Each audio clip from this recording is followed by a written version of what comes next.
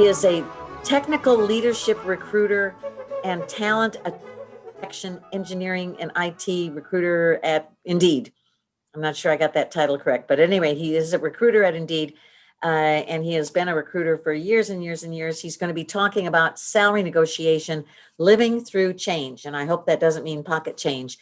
He possesses over 25 years of executive, technical, and professional sourcing and recruiting expertise. He has recruited on both the agency and the corporate sides of the business and has been retained for extended engagements with large national consulting firms such as Perot Systems, that's Ross Perot, Price Waterhouse, KPMG, Pete Marwick, and Keene Incorporated. He has traveled both nationally and internationally to facilitate recruiting engagements and has provided consulting and recruiter training services to agencies and Fortune 500 corporations. I'm so glad to have him back. Let's give a nice welcome to Charles Black. Thank you. Thank you very much. So can everyone hear? Yes. Okay, great. So as Kathy mentioned, I've been a recruiter for a very long time, and I've done an awful lot of these kind of sessions on talking about job search. I will say that this is a very unique experience for me to do it this way, because typically I do it in person, except for this last year, and it's a lot of question and answers. And I like to really kind of feed off people's questions and then give a lot of information. I'm not sure this format's going to work that well for that. So just my speaking is a little bit different for me. So we'll see how much time we can fill up and talk about everything from job search to salary negotiations. So in 30 years of recruiting, I've really it's kind of interesting. I've always worked for corporations, but my heart is with a job seeker and really want to help people do better at interviewing, do better at applying for jobs, knowing how to apply for jobs.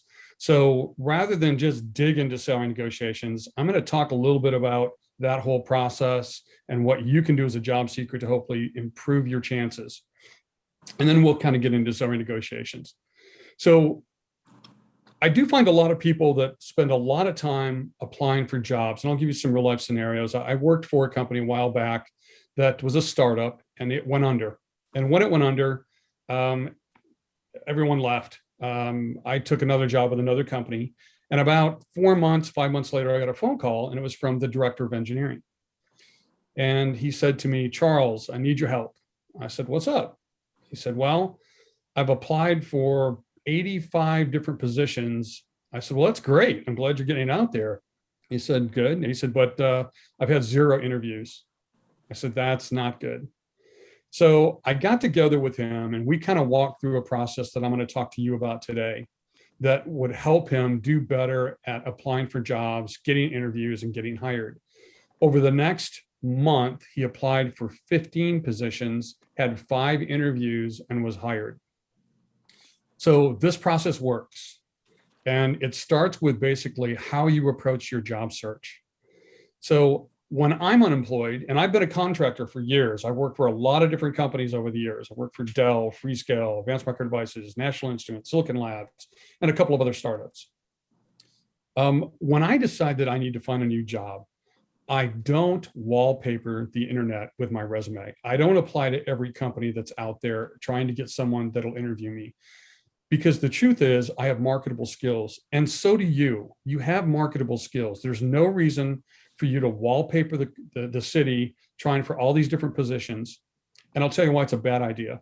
As an internal recruiter, when I go do a search for a particular skill set for an engineer of some sort, and I pull up a gentleman's resume or a lady's resume, I can see every position that they have applied for in the company. And it's really kind of a turnoff when I see they've applied for an engineering position, a production position, a sales position, and another position. It makes me think they don't know what they really want to do. And if they don't know what they want to do, I surely can't help them. I don't want them joining the company in one position and deciding they want to do something else. So it's kind of important when you apply to specific companies that you stay in that area of your expertise when you apply for a position. So applying for multiple positions probably doesn't do you a whole lot of favor. Once your resume is in the system, I wouldn't apply for, you can apply for specific positions, and that's what I do. So here's kind of the methodology that I like to see people use. And I think it really helps. It makes a big difference in submitting a resume versus getting an interview.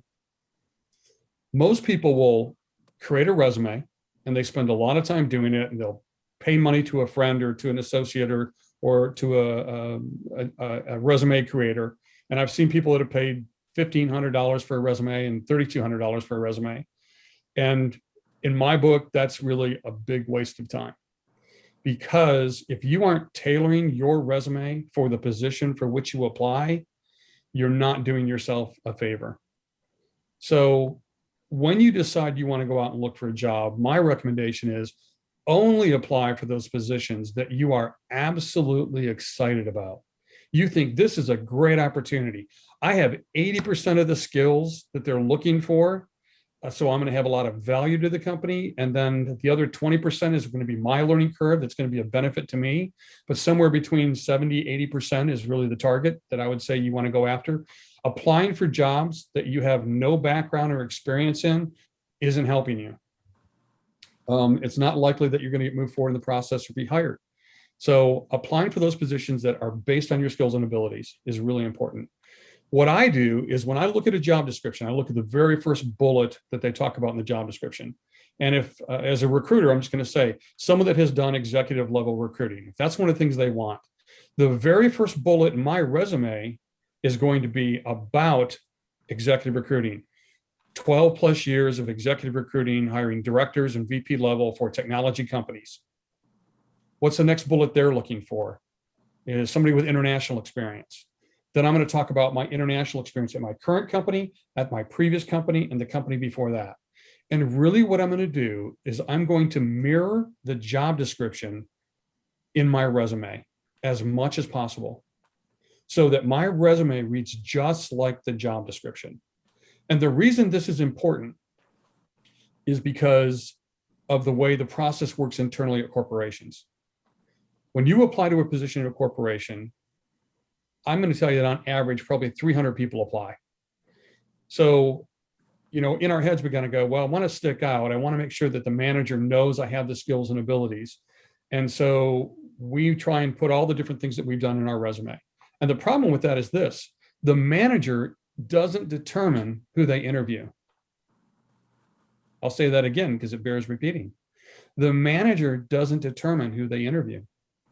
You know who determines that? Me, the recruiter. The manager's not in the applicant tracking system looking at resumes. It's a recruiter that works for that organization that goes through resumes, does keyword searches, find those candidates he thinks are a good fit. So what does he use to find candidates? He uses the job description. So the more your resume mirrors that job description, the greater the likelihood is that a recruiter is going to look at it and go, that looks like a good fit. Let me pick up the phone and call that person. So I always take the time to mirror the job description in my resume. And then the other thing that I want you to know is that in a resume, people always wonder what to put in resume. From a hiring manager, when I hire people, and from other hiring managers I've worked with, when they're trying to hire people, the truth is this: I don't want to hire people that do things. I don't want to have people that do accounting, that do finance, that do recruiting, that do whatever. I want to hire people that get things done. I've got pain. The only reason I'm hiring is because I have pain someplace. Work is not getting done. If it's hiring, I need to hire a bunch of people. It's not getting hired, so I need to hire a recruiter. I don't need to hire a recruiter that knows how to look at resumes and move people in process. I need to hire a recruiter that can get things done. So in your resume, what you should put in your resume is the actions, results with metrics on the things that you've done. I didn't do accounting. I designed an accounting system for a small equity firm, which saved the company $250,000 a year. So action, result with measurability. ARMS. Because the truth is this: there is a war for talent. Every company is trying to find the best candidates they possibly can. Every candidate is trying to find the best company that they want to go to work for. So we're all competing with one another, and there is a war for talent, and companies are trying to find the best talent. And in a war, whoever has the most arms or the best arms wins. So arms as far as a resume is action, result, and metrics. And it's extremely important that those are what you detail in your resume. If your resume shows all the way through, I did this, it resulted in this, and here was the measurable difference. I did this, resulted in this, and saved the company $50,000, reduced inefficiencies by 30%, increased profit by 20%. Somehow to measurability makes all the difference when I'm reading a resume as a manager. And the reason I know that is because I give resumes to managers and I talk with them afterward about the resumes they like. And it's always those people that demonstrate that they get things done. They show an action, a result, and a metric. And if you redo your resume in that manner, you're going to find, even after you do it yourself, you'll find the resume you have now versus the one you used to have. You'll look at both of them and go, yeah, I'd probably go with this other person, the one that has the arms, that has the action, result, measurability. So the way to get to action, result, and measurability is not the way most people think. And what we typically do when we want to start thinking about our work is we sit down with a pad of paper and a pen and go, okay, what do I do? All right, I do this, I do this, and I write another one, and I write about 4 or 5 of them, and about 4 or 5 things that I do, I go, I'm stumped. I don't know. You know, I do these 5 things, and they have some measurability and action result, but I can't figure out what else to do. And the reason that happens is because we don't live through our heads alone. If you were on a desert island and never had anyone to talk to, what kind of life would you have? It'd be horrible. We live through conversation. And so conversation is really what you need to do to identify all those different actions that you do, the results from those, and the measurability. What I try and tell people to do is to get with a friend that is a type A person, not a type B. Get it someone with a type A like me, like Kathy, and someone that likes to talk, that is open, they'll ask lots of questions. And then you start talking to them about your background and abilities. And you have them to ask you the who, what, when, where, why, how of all the things that you talk about. And when you do this, you want to get with somebody that is not in your industry. I'll repeat that. You want to get with someone that is not in your industry. If you're an accountant, you don't want to get with another accountant and go over your background. The reason being is when you say, yeah, we did a fixed assets removal, blah, blah, blah, blah, they're going to go, okay, great. Because they know exactly what you're talking about. But if you get with someone that doesn't know what you're talking about, they go, well, what do you mean a fixed assets? How does that work? What does it do? Where did it come from? How did it create? So you want to get with someone that is not in your industry, but a type A person that will start asking you questions about the work that you do. And by the two of you conversing together and brainstorming, you'll come up with lots and lots of actions. And then from those actions, you can go, why did I take that action? What was the result? And what was the difference from when I started and when I finished? And that will build your arms. And that will create a resume that will really sell and get your background marketed to people that really want to see it. So arms really makes a difference. Talking about what you do and getting out of your head is what's going to help you develop those arms. What I have is I don't have a resume. And I've worked a lot of different places, and Kathy can vouch for that. I've worked all over the place. And I don't have a resume. I create my resume every time I apply for a position. What I have is a list of arms, like 300 of them. And when I read the first bullet on that job description, I go through my list of arms and go, oh, that one addresses that, and that bullet really addresses that from those 2 different companies I've worked. Those are the first 2 arms I'm going to slide over into my resume. And then I tailor that resume in about 15 to 20 minutes by just sliding arms over to a resume that now reads just like the job description. And I send that off. But I take the time to tailor every resume I send, because when I send it, it reads just like the job description. It reads just like what they're looking for. And it makes all the difference in the world when you're applying for a position. Once you've applied, you know, that process of reaching out to recruiters, reaching out to hiring authorities, whoever, knowing something about the company you've applied to makes a big difference. When you get on that first phone call and you start talking with someone about that expertise and what you've done, having that background will make all the difference when you talk with them. You have to give them specifics about the work that you've done. So when I talk with somebody on the first time, I don't ask 3 questions I never ask during an interview. And when I say interview, I'm talking about first interview, second interview, third interview. I will never ask any of these 3 questions. And those 3 questions are, what does it pay? What are the benefits? And what's the vacation policy? Because all that is about me. I want to sell myself because I want to make the most money I possibly can when it comes down to negotiating a salary. So all I focus on throughout the entire interviewing process is selling my background and experience and how I can alleviate their problems, how I can fix things for them. I try and identify where their issues are. And that makes all the difference in the world when you're applying for a job. When you go through a couple of different interviews and then the people that you've interviewed with get together, and then one of them finally goes, you know, he never asked me once about money. He never asked me once about vacation benefits. All he did was talk about the job and what he could do to make things better.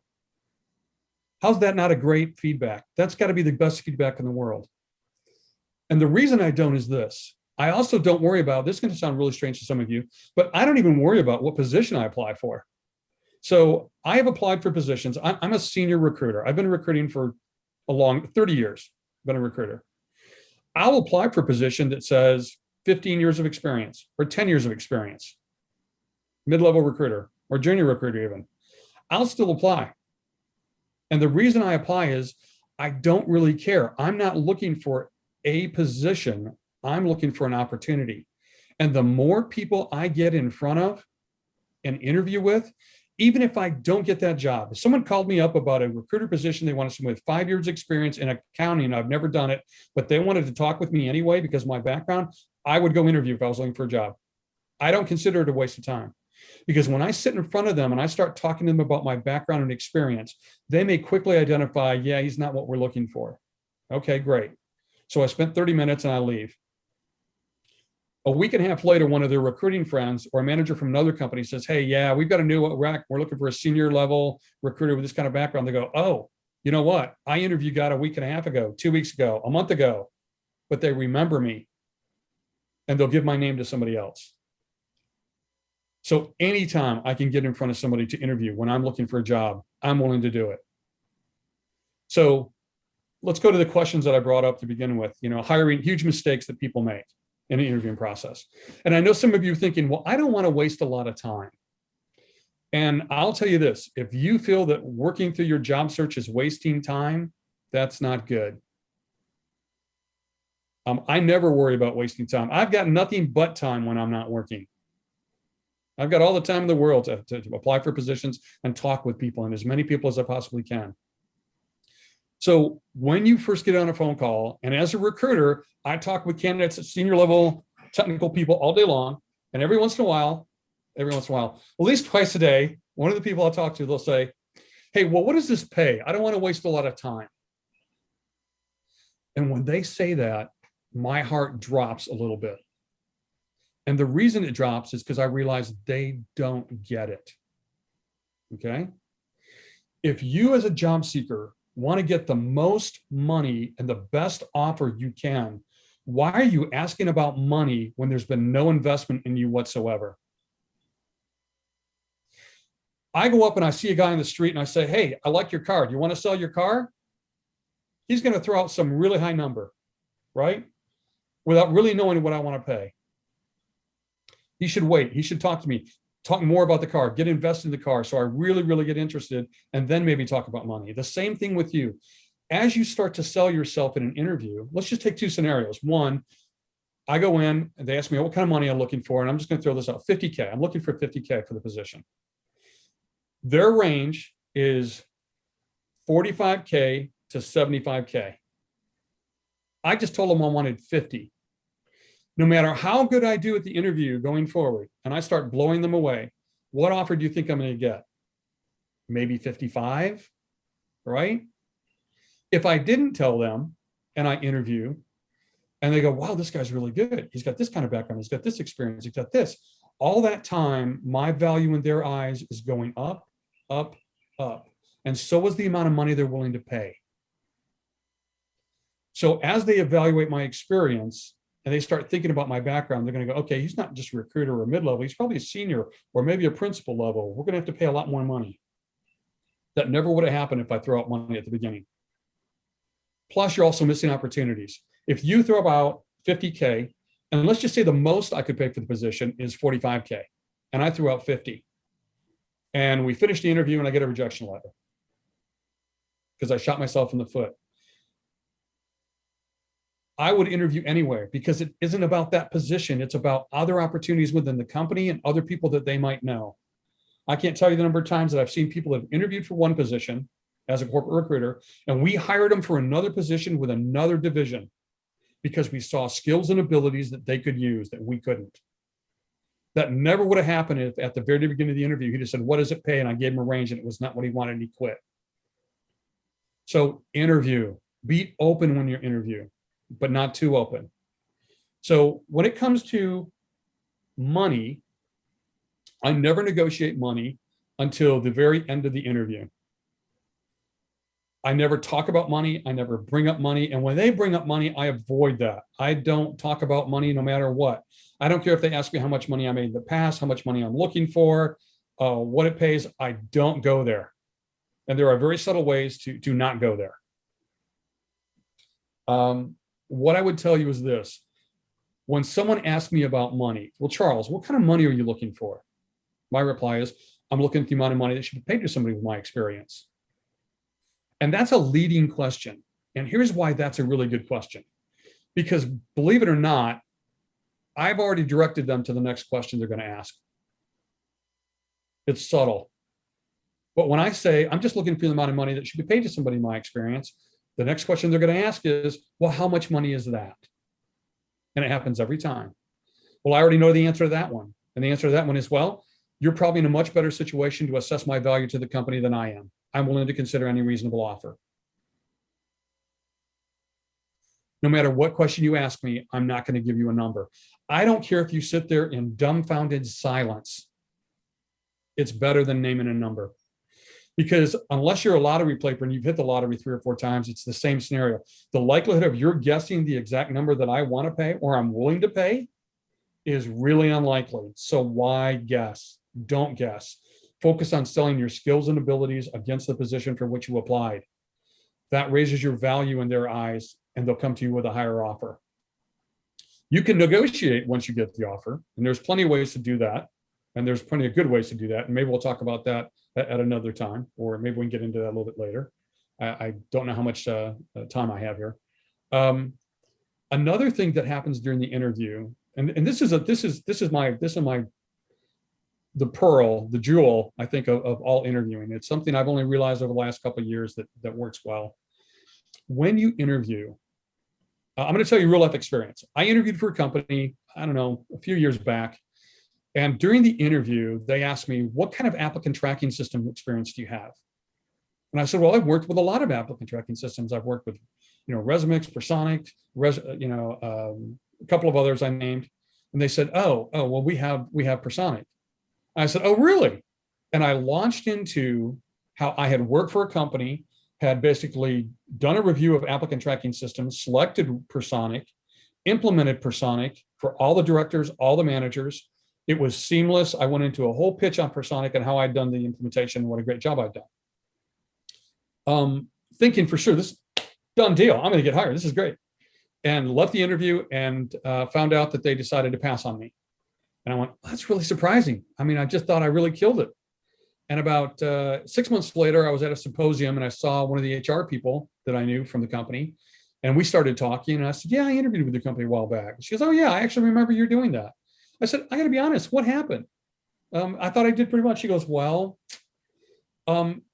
you talked about our applicant tracking system. You talked about doing an implementation of it and how you've done everything through and it worked real seamless. It was great. I said, yeah, we hated it. We had Personic. We were getting rid of it and we hated it. And so when you start talking about how good it was, it just made people devalue you. And I went, okay, I got it. And what I learned from that lesson is this: you don't sell until you know where the pain is. You need to identify the pain the company is going through before you start talking about your skills and abilities. Because if you start talking about things that don't reduce their pain or don't make things better for them, you're wasting your time. You're not going to get through the interview. You're not going to be the one they select. So you have to identify the pain.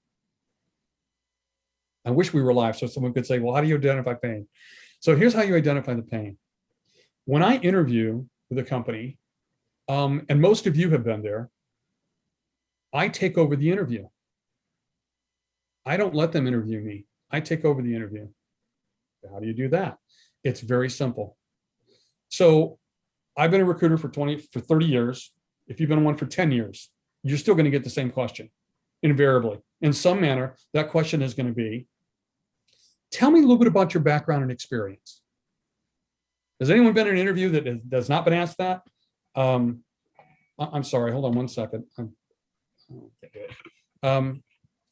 I get asked that question. So tell me a little bit about your background experience. And this is where I take over the interview. And I always tell them, gosh, I've been working about 25, 30 years. I've been working for 20 years, 10 years, doesn't matter what the number is. And I've done lots of things over those years. And I really don't want to give you a lot of information that isn't going to help you target with the interests and skills. Do you mind if I ask you a few questions up front? I've never once had an interview go, no, you can't ask me any questions. You have to answer my questions. They always go, well, sure. Now I've got control. And now I can ask all the questions I want to really identify where their pain is. First question I'm going to ask, why is this position open? They're going to tell me either somebody left or somebody got promoted. Okay. If somebody left, why did they leave? What was going on? What did they do good? What did they do bad? If they got promoted, great. That means the company's growing. That's good news to know. What did that person do really well that they got promoted? Oh, well, they were really strong at sourcing, Charles. They knew how to utilize the internet to find all sorts of people. And that's something we really need because we don't have strong recruiters here. Guess what? Now I got one point I know to sell on. I need to sell on my sourcing capability. Oh, okay, well, great. And what are they doing now in the position? What's their new position? Okay, blah, blah, blah, blah. Okay, they've done this. Okay. How many people have you interviewed? What have you found from those people that you've interviewed that you like and that you don't like? None of this has anything to do with the job as far as the job description or my background. But what I'm doing is I'm pulling from them where their pain is. Why are you trying to hire somebody? What is it you're really looking for? Is it sourcing skills? Is it managing managers? Is it negotiating capability? And I'm going to ask questions till I really identify where their pain is. What are they looking for? And you can relate this to your own. If it's accounting, are they looking at fixed assets? Are they doing general ledger? They want somebody who can do everything. They want somebody that can interface with managers. Whatever it is, I ask those questions before I ever start talking about my background. Now I get a really good picture of not only the job description that they gave me, but the internals of what's going on behind the job description. What are the managers thinking? Why are they looking for somebody? What are they really looking for? Now I'll start talking about my background, and I will tailor my background against their needs. And I'll talk about all the experience I have working with applicant tracking systems. If they want sourcing, okay, great. I've got lots of background in sourcing. I do lots of advanced Boolean search capabilities. I know how to do things on the internet that most recruiters have never done before. And I can give them examples and show them things. And I'm giving them the information that they really want, rather than my just selling my background. And I see candidates do this all the time. I've seen candidates that get into an interview and the manager says, true story, this is the absolute true story. Manager, one of the interviews was, manager said, tell me a little bit about your background. And the candidate went all over into the background, covered like 20 years of experience. They asked a few more questions during the interview. They went through process. And afterward, I talked to the director and he said, yeah, I'm going to pass. I said, okay, why? Well, I'm really looking for somebody with XYZ background. I go, okay, I understand, not a problem. Get back to the candidate and I said, hey, Kathy, really appreciate your interviewing, but managers decided to go with other candidates more closely matching the need, which is a generalized thing that every recruiter says, so they don't have to answer a lot of questions. And she said, really? I said, yeah, actually, he really said that he's looking for somebody a little heavier in XYZ background. And the phone went dead quiet for like 20 seconds. And then she said, you're kidding, right? I said, excuse me? She says, you're kidding. I said, no, I'm not kidding. She said, Charles, I wrote XYZ. No one's got more background in XYZ than I do. I developed XYZ. And a light went off. I went, what the heck happened? And what I realized is the manager asked a very 10,000 foot level question. Tell me about your ability. Tell me about your skills. Tell me about your career. And they tried to cover everything. And the manager didn't specifically ask about XYZ. And the candidate didn't bother to put XYZ in their resume, even though it was on the job description. They took their generic resume they'd already created and they set it against the job. They got lucky enough to get interviewed, but because no one asked about XYZ, they didn't talk about XYZ. I asked the candidate at that time, I said, hey, I do have to ask one question. In the job description, we mentioned we're looking for someone with XYZ background, and you didn't mention it in your resume. And I'll never forget these words because I had an aneurysm right afterward. And the words were, well, I can't put everything I've ever done in my resume. And all I thought was, no, you can't. But in the job description, we talked about wanting somebody with XYZ background, and you have that background and you didn't take the time to put it in your resume. This is why you don't get hired. This is why you're not getting the interviews. So it's extremely important that you put that information in your resume. Mirror the job description in your resume. It's the best thing you can do. When you go into the interview, answer the questions that are asked, volunteer pertinent information, but then stop and allow them to ask the next question.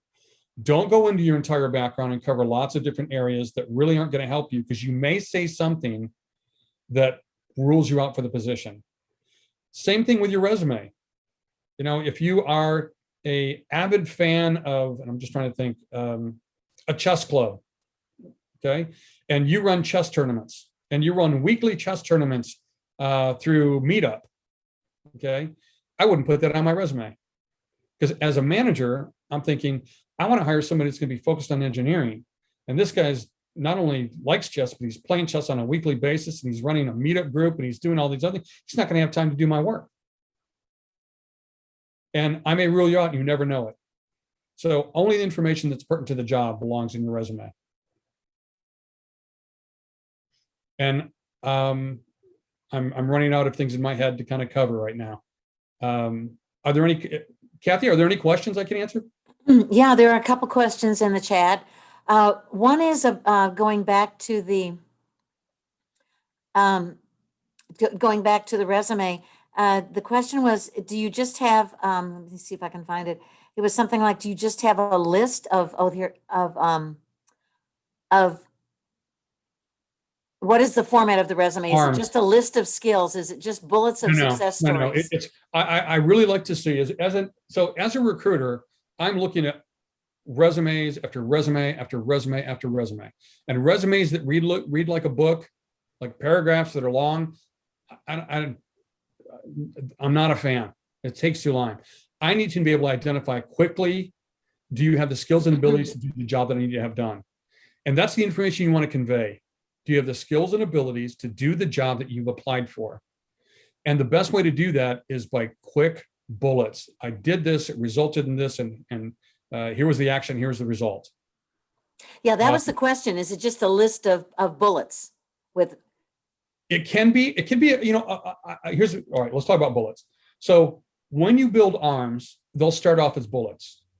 But when you apply for a position and you see that they want somebody that's done some specifics that you've done, okay, you can say that bullet, and that bullet, I'll address it.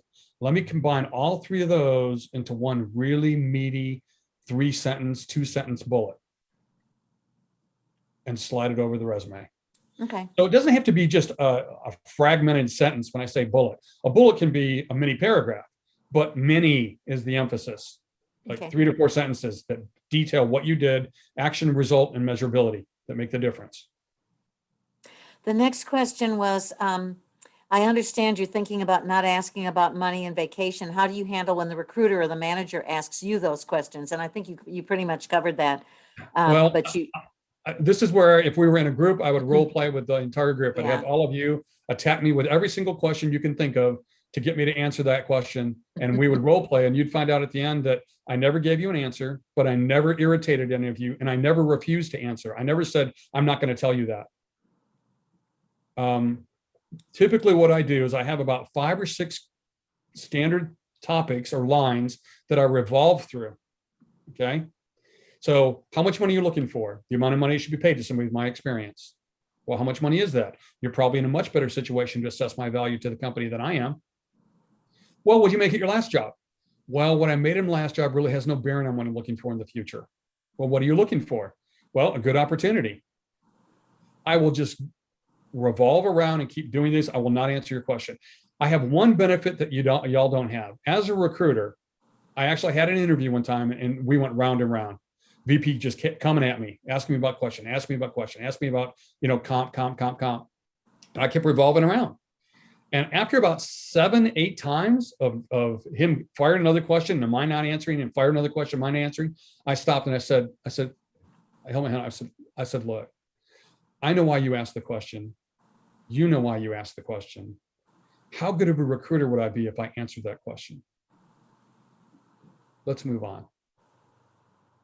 I'm willing to consider a reasonable offer. And he went, okay, and smiled. Because it's a negotiation. And in a negotiation, the first person to speak or first person to name a number loses. And we all do it. You all think you're not negotiators, but you do that for dinner. Where you want to go to, what restaurant you want to go to? And you name Olive Garden. And then your spouse says, well, I really don't feel like Olive Garden today. How about Luther's or whatever? And they go, okay. And you just got negotiated out of Olive Garden to Luther's because you named it first. So in a negotiation, I never name a number. I let them name a number first. And every once in a while, I get blown away because it's a higher number than I thought, higher number than I expected. And you know what I say when that happens? When do I start? Thank you for the offer. Yes, I'm ready to go. I don't try and negotiate for more money. If it's higher, if it's what I wanted or more, I say thank you very much and take the job. If it's lower, go ahead. I'm sorry, we had one situation that I use in my salary negotiation class where a guy was being interviewed. I think it was a sort of a screening interview with GM, and he had this bulldog of a screener. Yeah. And she started by asking him what kind of money he was looking for. And he deflected it and he said, I can't answer that till I know more about the job. And so, So let me stop one second right there. I never say that. That's an objective no. I'm not going to tell you. I don't do that. My analogy is it's kind of like a martial art, right? You throw a punch to my left, I'm just going to turn and let it go by. You throw a punch to my right, I'm going to turn and let it go by. Okay. But I'm not going to block it. I'm not going to stop because that's offensive. So I won't ever tell you no. I'm not going to answer that. To the point where she said, we're not having this screening interview until you tell me, and I want a figure. 2 times in my life that's happened. 2 times in my life that's happened. Both times, my response was to get up out of my chair, outstretch my hand and say, hey, it's really been nice meeting you. I've enjoyed it. This has been a lot of fun. And both times, and I turn around and I start walking for the door. Neither time did I make it out the door. Both times they pulled me back. So, okay, well, hold on. And then we'll talk about some other stuff. The flip side is this. If I did walk out the door, I'd shake the dust off my feet and thank myself for not getting the job that I didn't want. And I don't want to work for a company that plays those kind of games. Mm-hmm. Right? If someone, you're in a negotiation and they just do an abject thing, most of the time you walk away. Like, I'm done. I don't want to buy it. Forget it. I'm that same way with a company. If they're going to play that kind of game and put you that kind of limit, that's probably not the place I want to work.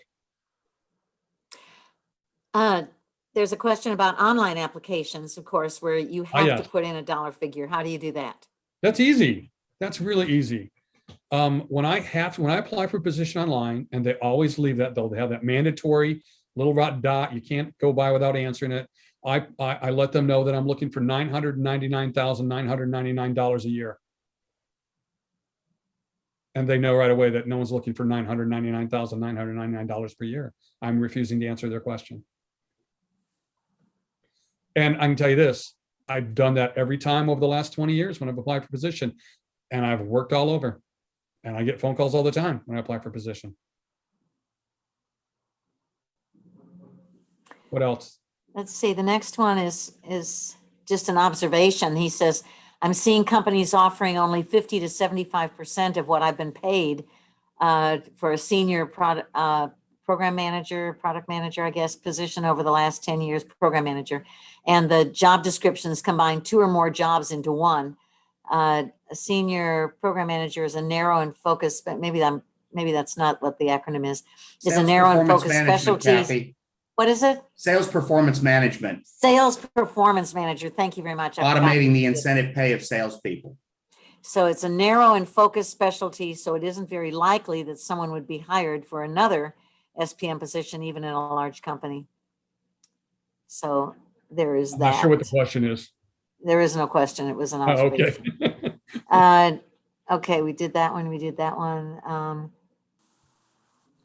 Well, here, so here's the thing about recruiters, and I'll show that with recruiters. So 2 kinds of recruiters. There are agency recruiters and there are corporate recruiters. An agency recruiter is a broker. So an agency recruiter you deal with doesn't, and I'm not, this is not disparaging, it's just a fact, does not have your best interests at heart.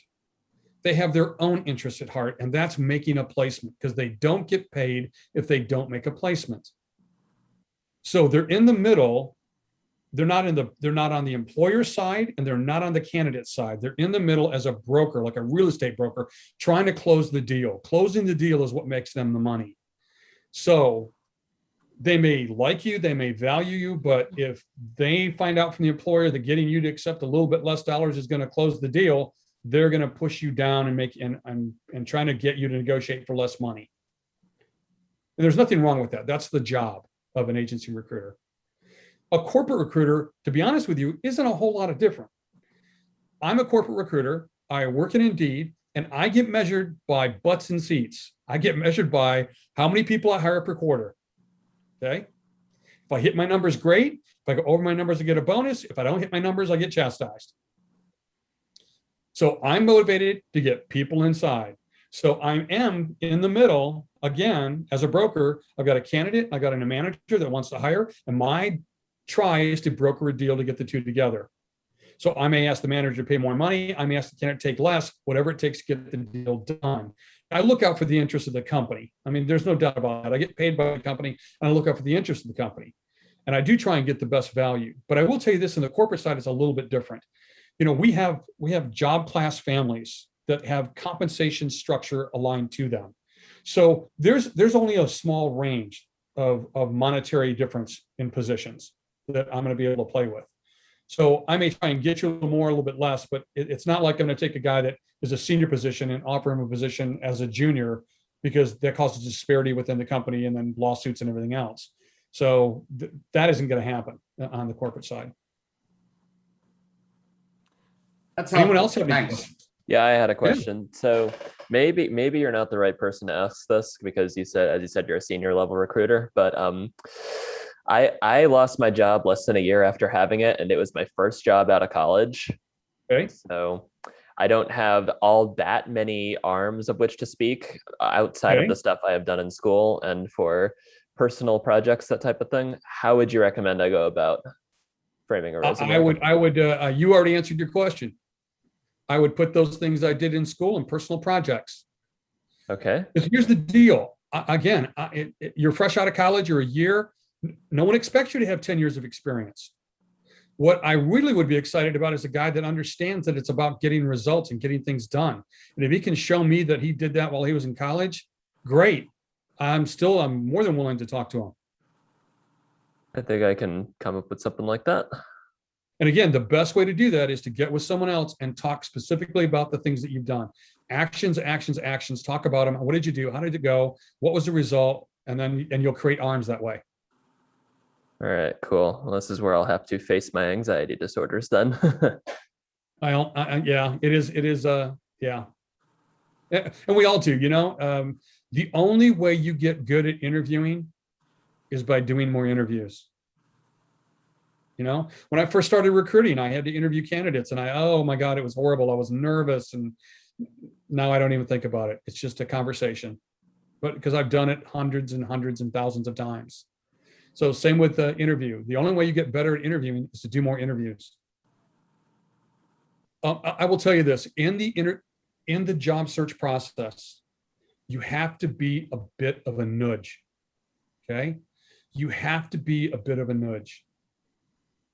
If you're not pushing things forward and you're waiting for someone to call you, bad, really bad. And here's how you do it. So when I interview for a position, I never leave any conversation with any recruiter, with a manager, with anybody. I never leave the conversation with them to get back to me. It doesn't happen. So if I'm talking with a recruiter and he says, yeah, I think you're a really good position. I think we'll try and do an interview. I'll get with the manager, get back with you shortly. I'll say, okay, great. When will you get back with me? Well, shortly. Well, what is shortly? 2 days? Yeah, I'll get back to you. I'll get back to you on Monday. Okay, great. If I haven't heard from you by Monday, I'll call you on Tuesday. Okay, great. Thank you. Where's the impetus lie? In my seat. If I don't hear from them Monday, I'm picking up the phone and calling them Tuesday because we agreed that we would talk. I never let them tell me when they're going to get back to me. I always end with how I'm going to get back to them. That way I have the authority. I can pick up the phone and call them. I can send them an email because I told them I would and they agreed to it.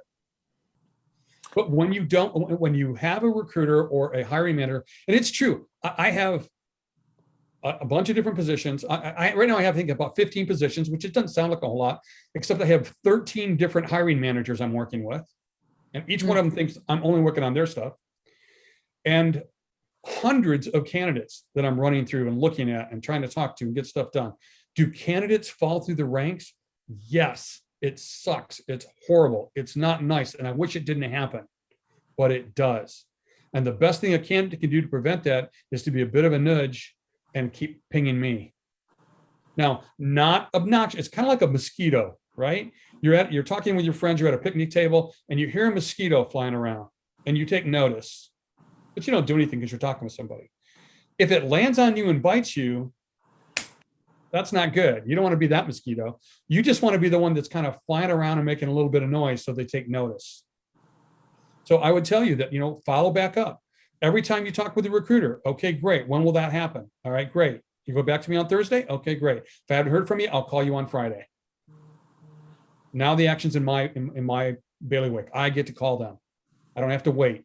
I don't have to wait for a week for them to get back with me. And the truth is this, most recruiters actually appreciate that because the squeaky wheel does get the oil. When you have so many people you're working with, it's those that are a little bit pushy. And even though I may be frustrated by it, when I make the placement at the end, I'm glad. Wow, that was great. They stayed on top of it and we got the placement done because of it. Great. So when my daughter was 3, she had some cookies in her hand and some candy in the other, and she saw another piece of candy that she wanted, but she couldn't pick it up, and she started crying. And I felt really bad for her for a minute until I realized you've got cookies in one hand, candy in another. Suck it up, make a decision, either eat the cookie, eat the candy, or drop one of them and grab the other. The truth is this, it's not always going to fall out the way you want it to. Timing is not always perfect. And most times it's not. I shouldn't say not always. 99% of the time, it's not. You're going to get an offer and you got another job that you're interested in and you want to delay that offer. There's always risk. Okay. You can delay. You can say, well, I'd like to think about it another couple of days. Would it be all right if I took a couple more days? And you can do that, but it's just like dating. Okay. It's just like dating. You go someplace, you see somebody of interest, you meet with them, you talk with them, and stars go flying. You're really interested. And one of you is going to call the other, and you go home and someone doesn't call and your interest goes down. They don't call the next day. It goes down, down, down until you're mad at the end and you just wouldn't deal with them no matter what. It's no different. Job search is the same way. If you've got an offer, you're going to have to make a decision. You can stall a little bit and hopefully get the other and call the other place, say, look, I have an offer in hand. I'm really interested in your job. It's my preferred job. Is there anything we can do to expedite it? And they're going to go, maybe, or they'll go, no. They just literally can't. And then you're going to have to make a decision. I either want to hold out for this one or take the bird in hand. Yes, I'm going to interrupt. Thank you. I think I had one of those interviews, 30-minute interviews with Indeed that Kathy offers after this class. And I asked them and they said they thought that it was based on jobs I had applied to. And this was a great job. I loved it. It evaporated with the pandemic, but it was my dream job. And Oh, I'm so sorry to hear that. Yeah, it was really cool. I might still try to pursue something like Yeah, the you other should person- go back to that same company, throw your hat back in the ring, even if that the other thing I'll tell you is that when I decide that I'm going to make a move, I don't know, I guess I just approach things different. I don't think about where can I work. I think about what companies are out there that I like, that I'd like to work for. Who's out there that I respect, that I think is doing really neat things that are really unique, or I'll have heard good things about the company. Now let me go check that company out and find opportunities. And even if I don't find a position, I'll still send my resume to somebody within the company that is a hiring authority and reach out. So I really believe in hunting for a job, not just applying. You And I know- do, I hunt for a job. Okay, that's, I love hearing you say that because we had a recent speaker that said that same thing. And I've heard that off and on through the years. And I really think that if you want to love your job, researching the company and kind of interviewing them comes first instead of just taking anything. So I love, I always, every time I'm in an interview, I know almost everything about the people I'm in an interview with. Right? If they send me an interview list and I'm going to interview with Debbie Williams and Jacob Phillips and Kevin something or other, I will go out to LinkedIn. I'll go to Facebook. I'll do internet searches, and I'll look as much information about them as I possibly can. And then I drop that information during the interview for no other reason than it's flattering. Right? Yeah, Kevin, really appreciate it. Hey, Kevin, I noticed I saw on the internet that you're really into playing chess. How long have you been playing? He's like, how the heck does this guy know that? And then they realize, well, he did some research. He did some searching. He tried to figure out where I was. It's not going to get you the job, but it sure shows that you have interest. I will tell you this.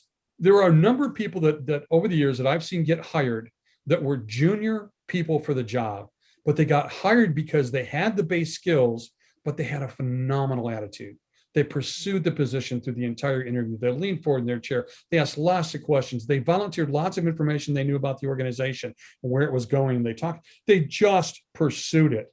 And the manager said, yeah, we got some other guys, but I really like this kid. Let's give him a shot. Let's give her a shot. She's got a good background. And I've seen it time and time again. So if you're just a year or two out of school, there's lots of things you can do to really pursue opportunities and set yourself above everybody else. There really is.